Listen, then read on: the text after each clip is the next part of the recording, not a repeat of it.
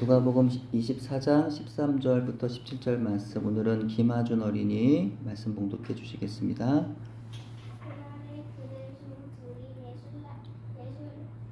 예루살렘에서 25리 되는 엠마오라는 마을로 가면서 이 모든 된 일을 서로 이야기하더라.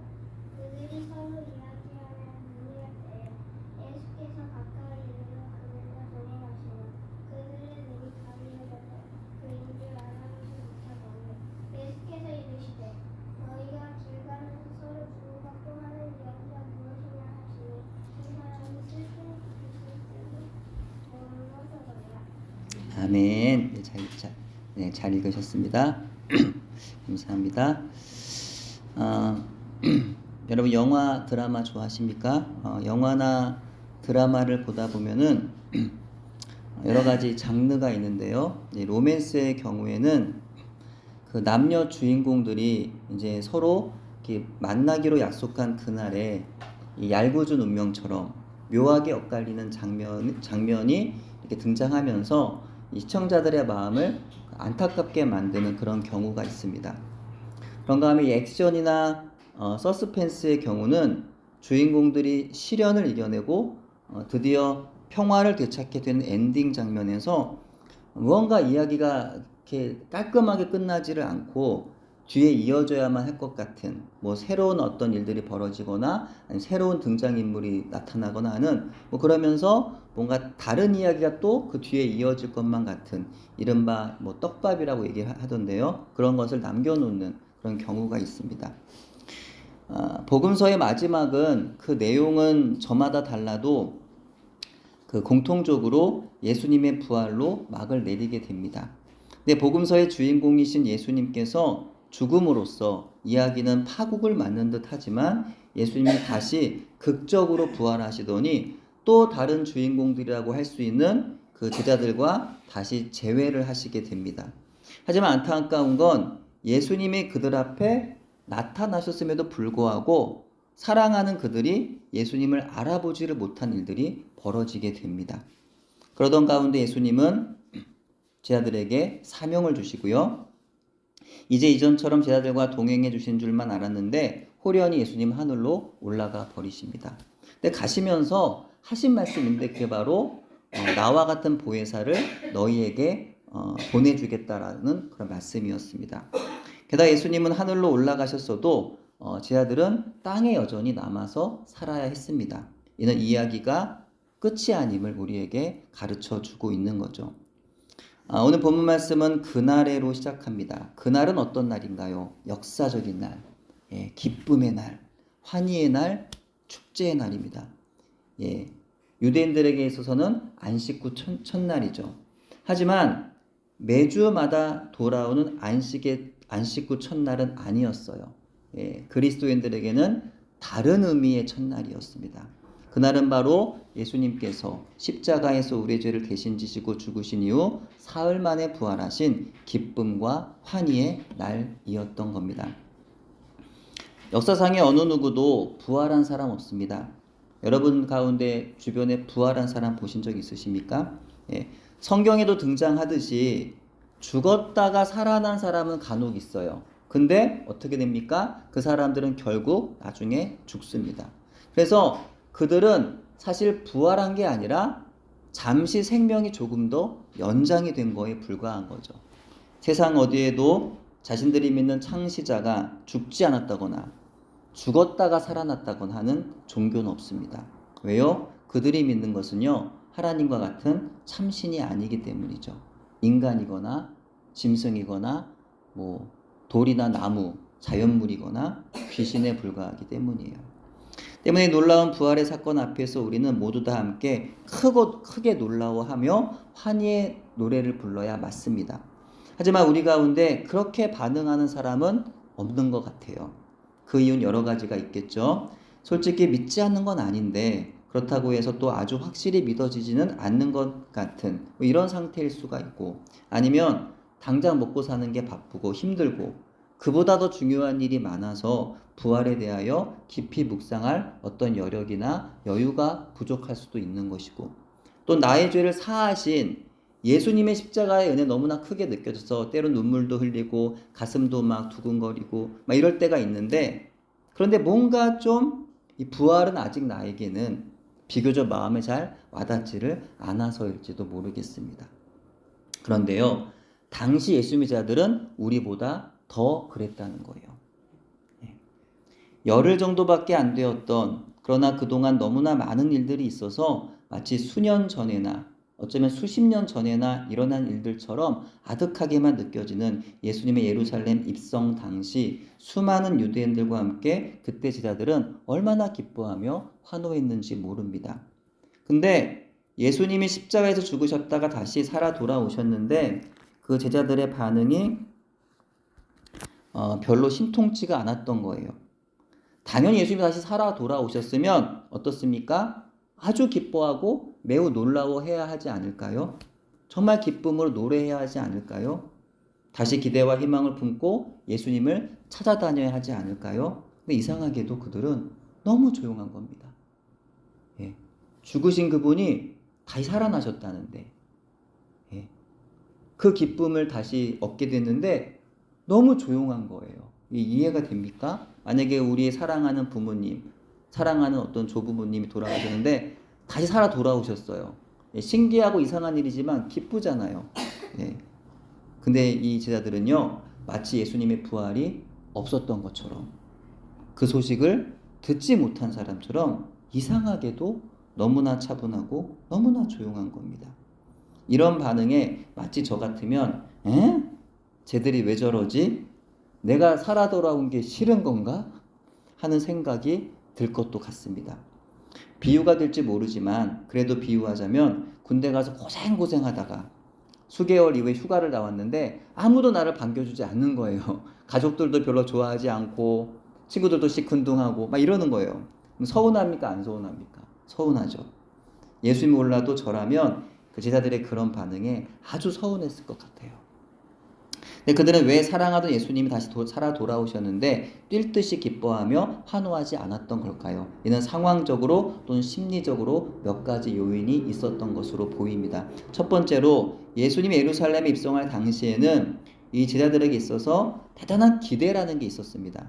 예, 어떤 기대요? 예수님께서 드디어 이 로마 압제로부터 우리를 구원해 주시는구나. 우리를 정치적으로 혹은 종교적으로 이 땅을 우리를 회복해 주시는구나라는 꿈을 가지게 된 거예요.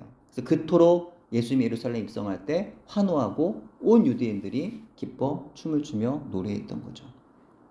하지만 그 꿈은 예수님의 죽음과 함께 일장춘몽이 되었습니다. 그래서 예수님의 죽음은요, 엄청난 충격이었을 거예요. 이제 자신들조차 언제 그 종교 지도자들에게 잡혀갈지도 모르는 상황이었습니다. 근데요, 예수님이 다시 살아 돌아오셨다고 하니 더 큰 충격과 당혹감에 그들은 어찌할 바를 알 수가 없었던 거예요. 게다가 죽으셨다가 돌아오신 게 이게 말이 되나요? 예, 십자가에 달려 돌아가신 것도 정말 감당하기 힘든 충격이었고 어려움이었는데 죽었다가 살아났다는 게 도대체 말이 되냐고요. 그걸 어떻게 받아들여야 하냐고요. 예. 아니, 다시 살아 돌아오실 거라면 애초에 죽지 마시지 왜 죽으셨다는 말인가요? 그런 좀 원망, 불평 그런 게 있지 않을까요? 이미 큰 실망과 충격으로 소망 잃은 상태의 주님의 부활은요, 어떻게 이해를 하고 어떻게 반응을 해야 할지 그들의 인지 부조화에 혼란을 겪게 되었을 겁니다. 둘째로 부활하신 예수님의 모습이 이전과 완전히 같지는 않았기 때문이에요. 그래서 막달라 마리아도요, 예수님을 즉시 알아보지 못했습니다. 엠마오의 두 제자도 예수님을 바로 알아볼 수가 없었어요. 예수님은 분명 이전의 모습 그대로 부활하셨지만 무언가 전과는 달랐다는 거예요.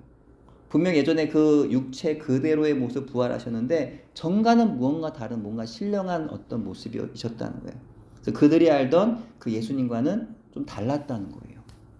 그래서 예수님이 정말 맞는지 그게 확인하고 인지하기에는 시간이 좀 걸렸다는 겁니다. 세 번째, 제자들은 예수님의 죽으심만 생각하며 슬퍼하고 있었을 뿐 예수님이 다시 살아나리라고는 전혀 예상하지를 못했기 때문입니다. 그들이 구약의 성경을 읽고 암송하며 묵상하면서도 그 안에 담긴 예수님에 관한 메시지를 이해하지 못했을 뿐만 아니라 믿지도 못했고 예수님께서 분명 죽었다 다시 살아날 것을 여러 번 제자들에게 말씀해 주셨음에도 불구하고 역시 그들은 전혀 예수님의 그 말씀을 믿지를 못했던 겁니다. 네 번째로 부활하신 예수를 만날 당시의 제자들은요 심리적으로 아주 힘든 상태였을 겁니다. 예수님을 버렸던 기억과 부인했던 기억으로 실패감과 죄책감과 부끄러움과 두려움으로 고통스러운 상황이었을 거예요. 그런 상태에서 예수를 만났으니 기쁨보다는 두려움이었을 것이고 아니 이미 모든 희망을 잃고 실패감과 부끄러움을 살던 그들이었기에 부활의 소식 앞에 어떤 반응을 해야 할지 알 수도 없었을 겁니다. 6월절의 축제와 예수님의 체포, 그리고 사형 집행과 빈 무덤의 발견, 그리고 부활의 소식으로 이어진 그 예루살렘의 격동의 사흘간의 충격을 안고서 그들은 이제 그 모든 사건의 중심지인 예루살렘을 떠나서 이제 한적한 시골로 향하고 있었습니다. 그들은 뜻하지 않은 예수님의 죽음으로 인하여 자신들의 기대가 완전히 무참하게 깨어지는 것을 경험을 했고 믿기 힘든 부활의 소식을 듣기는 했지만 다시 또 기대와 희망을 가질 여력을 가질 수가 없어서 힘없이 집으로 그렇게 돌아가는 길이었던 것으로 보입니다. 그들이 향하고 있던 엠마오는요 정확히 어느 곳인지를 지가 밝혀져 있진 않아요. 예루살렘에서 25리 즉 약 10km 정도의 거리에 위치해 있다고 했을 때 그 정도 거리의 지명으로 두 군데 정도를 학자들은 거론을 합니다. 욥바로 가는 방향으로 예루살렘에서 약 32km 지점에 위치한 아마스와 예루살렘 서쪽 약 6km의 거리에 위치한 칼로니에입니다.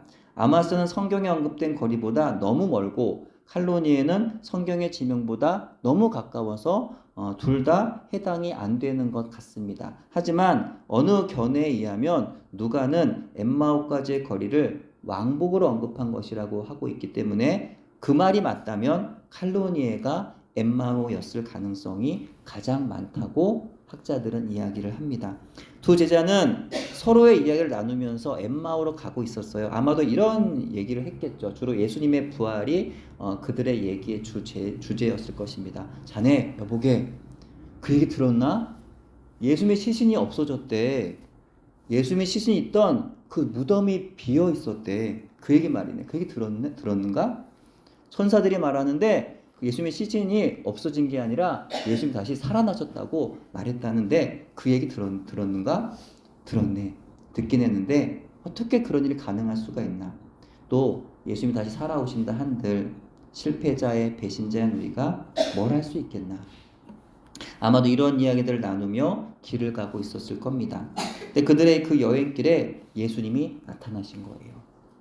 당시 예수님의 모습은요 분명 영이 아니라 사람의 육체를 입고 그들과 같이 걸어가는 사람의 모습 그대로였을 것입니다. 근데 그들의 눈이 가려져서 예수님을 볼 수가 없었어요. 왜 알아보지 못했던 걸까요? 예수님이 이전과 다른 모습으로 오셔서 그 이유 때문만이었을까요? 그렇다면 복음서 기자는 눈이 가려져서라는 표현을 하지 않았을 겁니다. 예수님과 동거동락한 그들이라면 그들은 예수님의 목소리만 들어도 금방 알아봐야 했어요. 예수님을 먼 발치에서 봤어도 즉시 예수님인 것을 알아보아야 했습니다. 정말 사랑하는 사람은 대번에 알아보는 법이죠. 아무리 멀리 있어도 알아보고 아무리 많은 사람 속에 있어도 알아봅니다. 사랑하는 아내, 사랑하는 남편, 사랑하는 부모님과 자녀들 아무리 멀리 있어도 알아봐요. 아무리 많은 사람들 가운데 있어도 알아봅니다. 알아보려고 노력하는 게 아니죠. 그냥 보이는 겁니다. 머릿속에 늘 그 사람 생각뿐이고 늘 그의 눈과 귀는 그 사람에게 맞춰져 있기 때문이죠. 때문에 반드시 알아볼 수밖에 없는 거예요.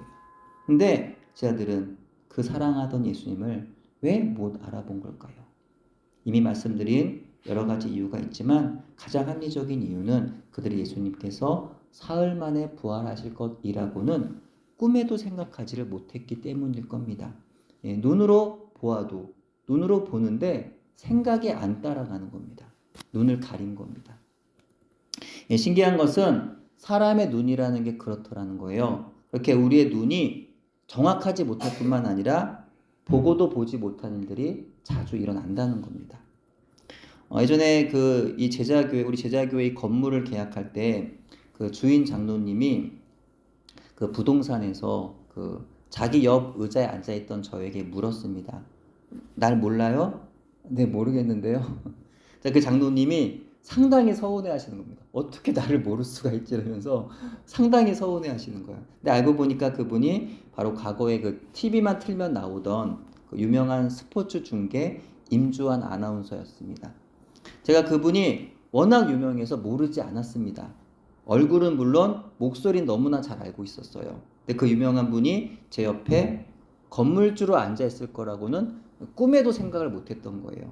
눈으로 보지만 또 귀로 들어도 전혀 알아보지를 못했다는 거죠.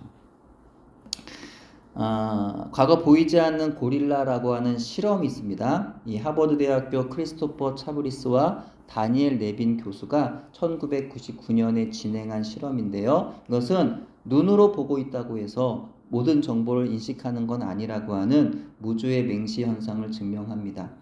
실험 참가자들에게 흰색 유니폼을 입은 팀과 또 검은색 유니폼을 입은 팀이 농구공을 주고받는 영상을 보여줍니다. 그래서 과제는 흰색 팀이 공을 몇 번 패스하는지를 세어보라는 거예요. 근데 중간에 그런데 그 양 팀이 공을 주고받는 가운데 그 고릴라 분장을 한 사람이 중간중간 나타나서 막 가슴을 치면서 이렇게 왁 하고 나서 이렇게 들어갑니다. 그런 장면 중간중간에 이렇게 들어가 있어요.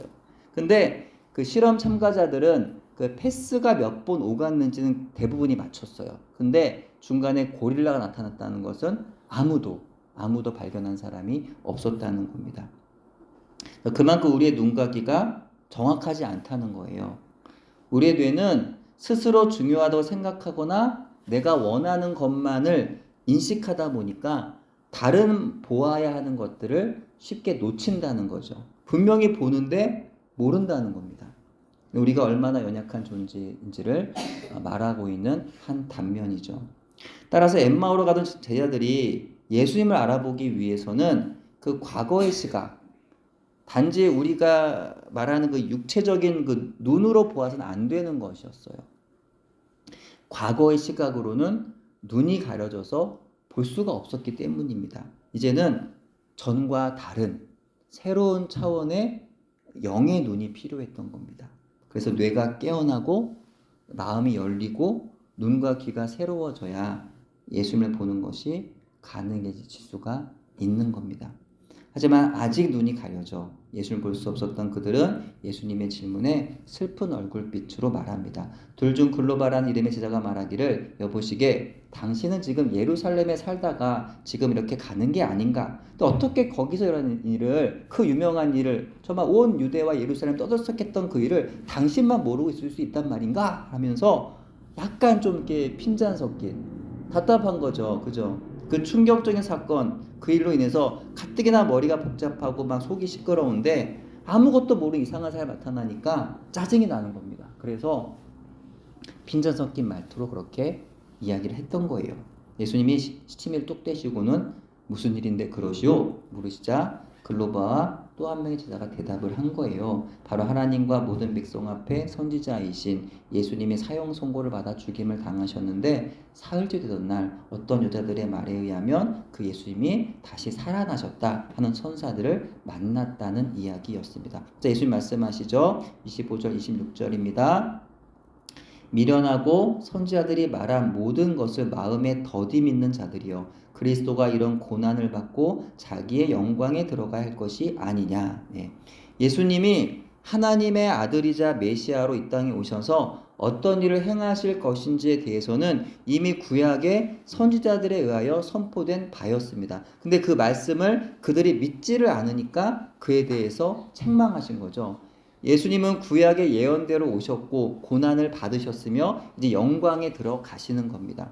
이 예수님께서 그들에게 속성으로 구약의 모세와 모든 선지자의 글들을, 특히 그 안에 기록된 예수님 자신에 대한 것들을 자세하게 설명해 주셨습니다. 그렇게 이야기를 나누며 가다 보니 어느덧 그들이 가려던 마을에 가까워졌고 날은 저물어 가니 그들이 예수님과 함께 머물기를 간청했어요. 그래 예수님은 그들의 집에서 함께 음식을 잡수실 때에 축사하시고 떼어 그들에게 주셨습니다. 예, 아마도 예수님이 십자가 지시기 전 그들과 함께 했던 일이라고 보여져요. 그렇죠? 그들과 함께 했던 그 일을 하십니다. 그러자 드디어 그들의 눈이 밝아져요. 예수님을 알아보았고 그래서 예수님은 그들 곁에서 사라지셨습니다. 또한 그들은 예수의 말씀을 듣던 때 가슴이 뜨거워졌음을 상기하고 그제야 그 이유를 깨달아 알게 되었던 거죠. 그들은 다시 예루살렘으로 돌아가게 됩니다. 11명의 제자들과 다른 제자들은 여전히 함께 모여 있었고 매우 흥분되어 있었어요. 엠마오에서 돌아온 제자들이 말을 꺼내기도 전에 여인들이 전해준 이야기가 사실이라는 말들이 방 안에 가득하게 퍼집니다. 엠마오의 두 제자는 그제야 예수님을 길 위에서 만났다고. 그분이 구약의 선지자들의 그 말을 또 그 선지자들의 말이 예수님과 어떤 관련이 있는지를 다 우리에게 가르쳐 주셨다고. 풀어 설명해 주었다고. 또 함께 식탁의 교제를 나누었다고 이런 얘기들을 전합니다. 예수님의 부활의 소식은 제자들의 가슴을 뛰게 했습니다. 저는 오늘 엠마오로 가던 두 제자의 모습에서 저의 모습을 보고 또 우리의 모습을 봅니다. 예수님을 잃어버렸을 때 예수님이 없이 내 생각과 내 방식으로 길을 걸을 때에는 우리의 눈이 가려지는 겁니다. 우리 얼굴에 슬픈 빛을 띠게 되는 것이고 어둠이 내려앉는 겁니다. 예. 예수를 믿는 성도들도요, 얼굴에 어둠이 내려앉고 빛을 잃을 때가 있어요. 왜 그래요? 예수를 믿기는 믿는데 예수님을 잃은 거죠. 잠시 잃은 거죠. 이 제자들처럼. 예. 하지만 예수님을 만나고 예수님과 함께 동행하면서 그분의 가르침에 귀를 기울이다 보면 우리 얼굴에 빛이 다시 찾아옵니다. 우리의 눈이 떠지는 거고 우리의 가슴은 다시 뜨거워지는 것이고 70에도 80에도 우리의 가슴은 뜨거워지는 거고 잃었던 꿈과 소망과 기대가 회복되는 겁니다. 예수 믿었던 제자들은요 불행했어요. 그들의 눈은 가리워져 있었고 그들의 얼굴은 슬픈 빛을 띠었습니다. 나름의 계획을 가지고 엠마오로 가고 있었겠지만 그들의 마음은요 아주 복잡하고 무거웠어요. 분명한 건 하나도 없었고 두렵고 불안했습니다. 하지만 예수를 만나고 나니까 모든 게 분명해졌어요. 더 이상 두렵지도 불안하지도 않았습니다. 그들의 눈이 이제 밝아졌고 그들의 가슴은 다시 뛰기 시작했으며 그들의 얼굴은 환하게 빛났습니다. 이제 다시 예수의 말씀에 따라 증인으로 살아갈 일만 남았고 그것만으로 그들은 행복했기 때문입니다. 예수님을 만나면 행복합니다. 예, 동의하십니까? 예수님을 만나면 행복합니다. 우리는 하나님을 만나야 행복할 수 있는 사람들이고 그분의 아들 십자가와 부활의 예수님을 만나야 행복할 수 있는 사람들입니다. 근데 어떤가요? 예수님을 만나니까 정말 행복합니까? 기쁘신가요? 한편은 기쁘지만 한편은 또 절망적이지 않나요? 성경에도 하나님을 참으로 만난 사람의 첫 반응은요 두려움이었습니다. 예수를 만난 제자들의 반응도 두려움이었습니다. 왜요? 하나님 앞에서 인간인 나의 죄가 그대로 보이기 때문이죠. 그래서 어쩌면 오히려 예수를 만난다는 것은 더 큰 고통일 수 있습니다. 차라리 모르고 살아가면 그게 행복일 수도 있어요. 근데 나의 실존을 알게 되니까 그게 더 고통인 거예요. 그러나 그 고통이 나로 하여금 회개의 자리로 나아가게 합니다. 이로써 죽음에서 생명으로 옮겨지게 되는 경험을 하게 되어 그렇게 하나님의 자녀됨의 권세를 누리게 되는 것이고요. 구원의 기쁨과 평화를 누리게 되는 것이며 하늘의 소망을 품게 되는 것입니다. 근데 그게 끝이 아니라는 거예요. 이제 다시 세상에 살아가는 동안 새로운 갈등이 시작됩니다. 십자가와 부활의 예수님을 만나서 새로운 평강과 소망을 누리게 되었지만 그러나 여전히 우리는 세상에서 또 살아가야 되기 때문에 이 제자들과 같이 세상에서 또 유혹과 시험을 당하게 됩니다. 그러는 가운데 본문의 제자들과 같이 예수님을 잃어버리는 경우도 있더라는 겁니다.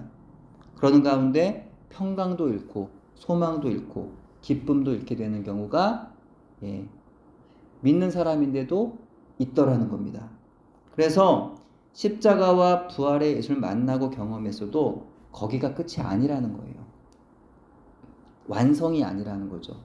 새로운 어둠의 영들의 끝없는 유혹과 시험 앞에서 또다시 예수님을 잃고 마음이 흔들리고 무너지지 아니하도록 예수 그리스도 안에서의 구원의 확신을 우리가 굳게 붙잡아야 하는 겁니다. 예수님을 잃어버리지 않도록, 내가 만난 그 예수님을 잊지 않도록 매 순간 예수님과 우리가 동행해야 한다는 겁니다.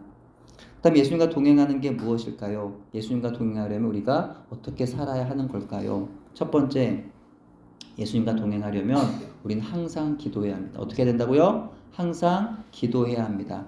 우리 육신을 입고 사는 날 동안 기도를 쉬는 죄를 범하지 말아야 합니다. 기도를 쉬는 것이 왜 죄가 될까요? 하나님의 자녀가 하나님 자녀이기를 포기한 것이기 때문입니다. 세상에서 돈 버는 일은 포기하지 않고 먹고 놀러 다니는 데는 그렇게 열심을 내며 즐거워하면서 기도하는 일은 쉽게 포기하고 기도하는 일은 싫어한다고 한다면 그는 하나님의 자녀가 되기를 원하지 않는 겁니다.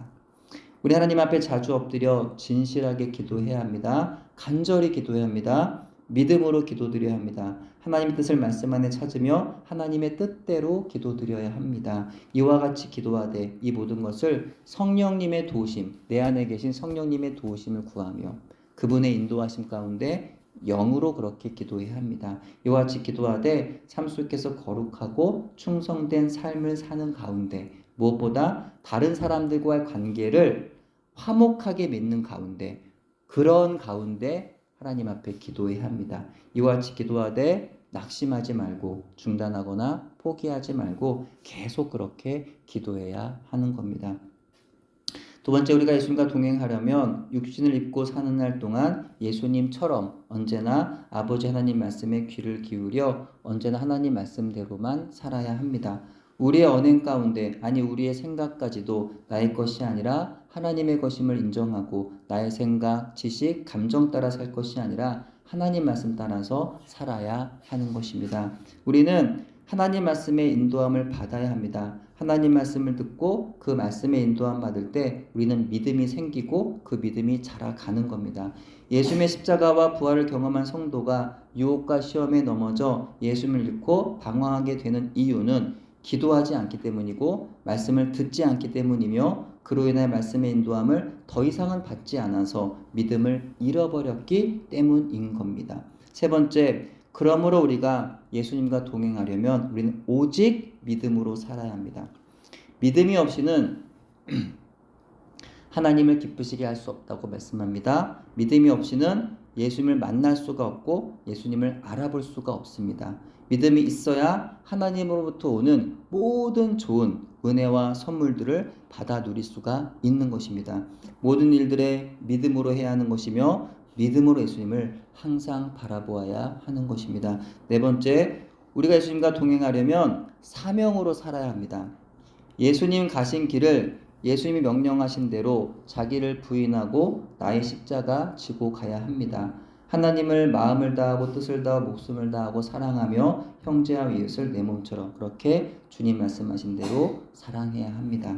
무엇보다 구원의 복음을 우리는 전해야 합니다. 그래야 저들도 구원받을 수 있는 것이고 저들도 예수님 안에서 참 행복 누릴 수 있기 때문입니다. 전도는요, 예수님의 명령입니다. 사랑의 특별한 은사가 있고 가르침의 특별한 은사가 있고 찬양의 특별한 은사가 있다고 해서 성도가 사랑과 가르침과 찬양을 특별한 은사자만 하는 것은 아닌 것처럼 전도에도 특별한 은사가 있는 사람들이 있지만 그렇다고 전도를 특별한 은사자만 하는 것도 아닙니다. 하나님의 자녀라면 누구나 서로 사랑해야 하고 누구나 서로를 가르쳐야 하며 누구나 하나님을 찬양해야 하며 누구나 형제와 이웃을 전도해야 하는 겁니다. 무엇보다 전도는요, 우리 아버지 하나님께서 가장 기뻐하신 일이고, 전도는 우리가 세상에서 가장 복받는 길이며, 우리 세상에서 가장 행복할 수 있는 길이 되는 겁니다. 그러므로 우리는 전도하지 않을 수 없겠죠? 없다는 겁니다.